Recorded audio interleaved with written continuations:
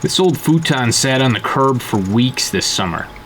I think everybody passed it by because they assumed it'd be too hard to pull it apart and get all the nails out. Whoops.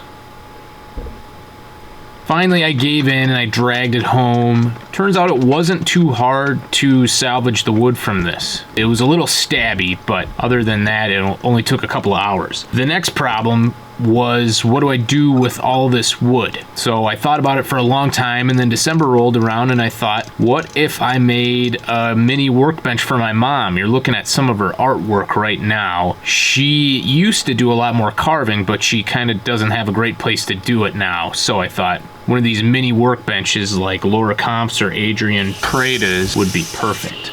So I started by surfacing the boards for the work tabletop on the table saw. I based the dimensions for the whole bench basically off of the size of these boards. I would have loved if they were a little bit bigger and a little bit deeper, but that wasn't the case. Then I glued it all together. I ran out of Type Bond 3, the slow setting wood glue. I had to jump back to regular Type Bond 2, not knowing if it would really work to mix the two glues together, but it ended up working out fine. Both Laura Kampf and Adrian Preda used breadboards sort of style ends on their workbench tops. I've never done one of those before, and it sounds like they're really tricky to pull off correctly, so I took inspiration from Fine Woodworking's plans and just left mine plain on the ends. And I took it to the planer. This took a lot of passes. I should have lined all the boards up so that the rough sides were facing the same way. And then trimmed off the edges. And next got to work on building the legs. I started by chopping them up on the miter saw. Then took them back to the table saw to cut off all the uneven parts. Again, the size of the legs here is largely based on the size of the boards after trimming them up. Hose popped off.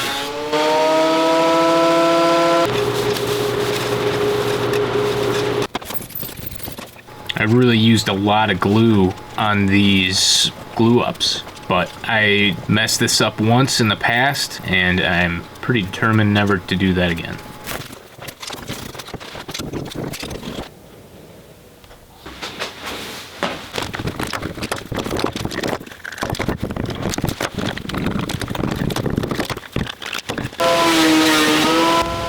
Planer to make sure everything's flat.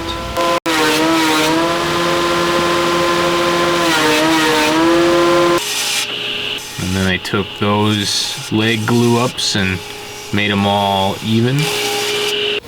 And then I got to sketching out the design for the legs. I had made some small drawings of how I wanted it to look, but I wasn't sure how it would translate to full size. It was a little bit tricky figuring out how to lay this all out, but it was also fun. This pattern idea is probably like the 17th iteration of figuring out how to make that arch in the bottom. First we go to the drill press to drill out that curve between the top and the bottom legs. And then we finish the curved cuts on the bandsaw.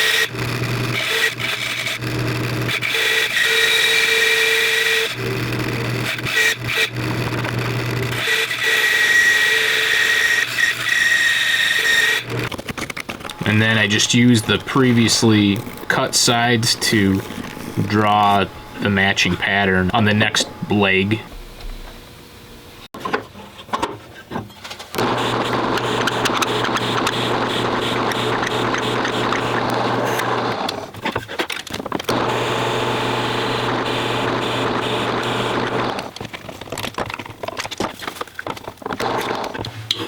When I would drill these holes, the little wood disc would get caught, so I always had to figure out how to get it out.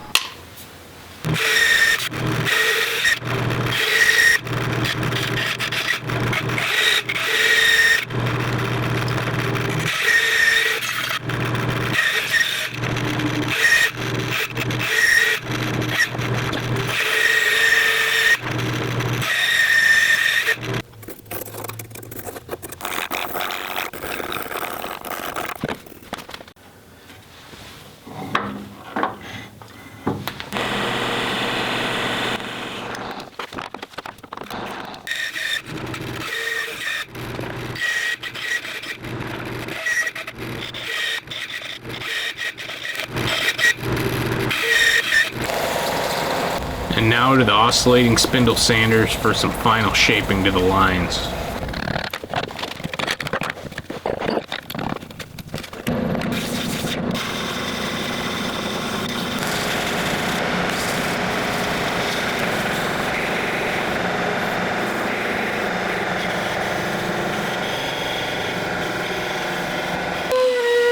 And then using the router to put a round over on the sides.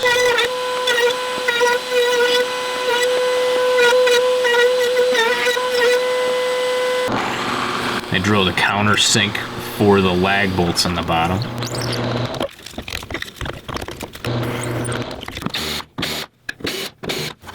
And next I started cutting faces for the jaws of the vise, including a dado for a dog to sit in the vise jaw.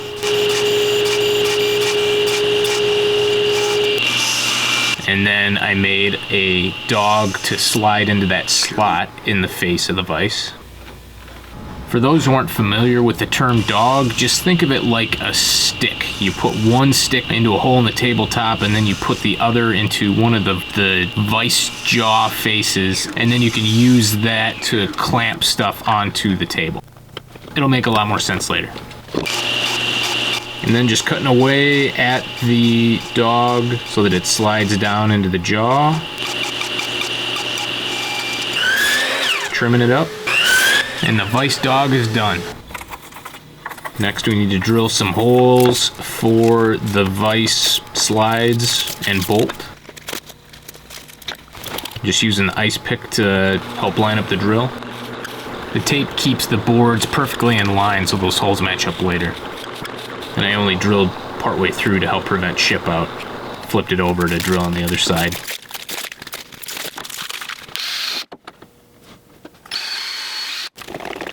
I'm pre-screwing with steel screws into there so that I don't end up stripping out these brass screws.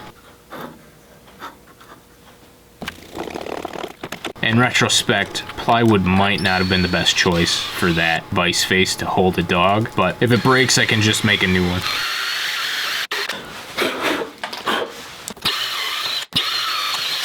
The holes in the vise jaw weren't wide enough to screw lag bolts into the side of the tabletop, so I had to enlarge those.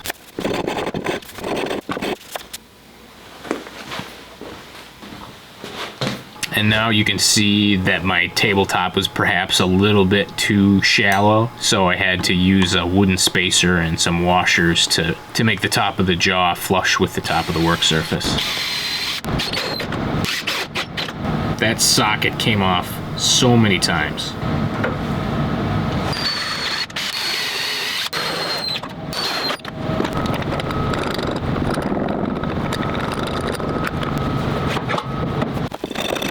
And just using a plane and some sandpaper to level off those jaw faces. Now we'll mark a line for where we're going to drill the dog holes in the tabletop. This was precarious because that thing is heavy and huge, but it worked. Fun fact, none of this sound is real because my microphone was off, so I had to put this together based on other sound. And right there you could hear the imaginary sound of the lag bolt snapping because, as you can see, the head came right off. I hadn't drilled the holes deep enough, and so the bolt was trying to work its way into the wood and it just couldn't, so the bolt snapped. It wasn't that hard to fix. And now it's all together, and so we'll take it back apart again to do the finishing.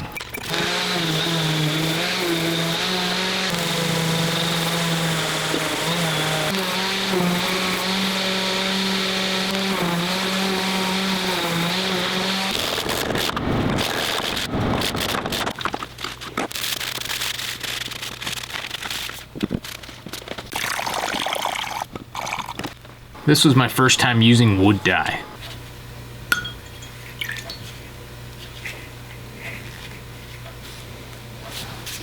I thought that was a really fun shot.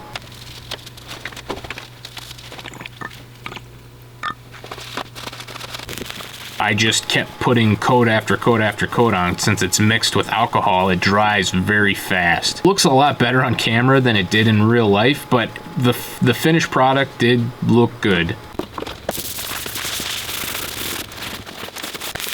And then I used Danish oil to finish everything off.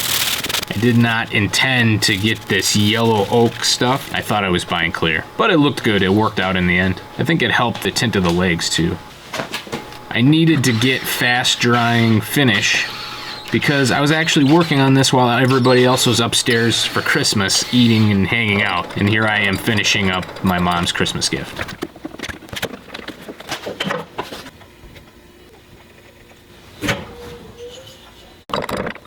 And trying out the bench for the first time, I made the first dog for the tabletop.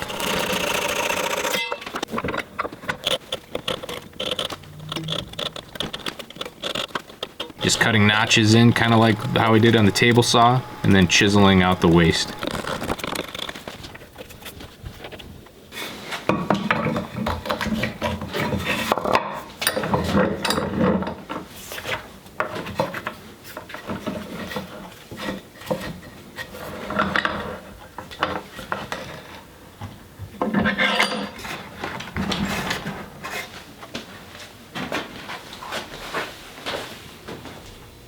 And there's the finished product.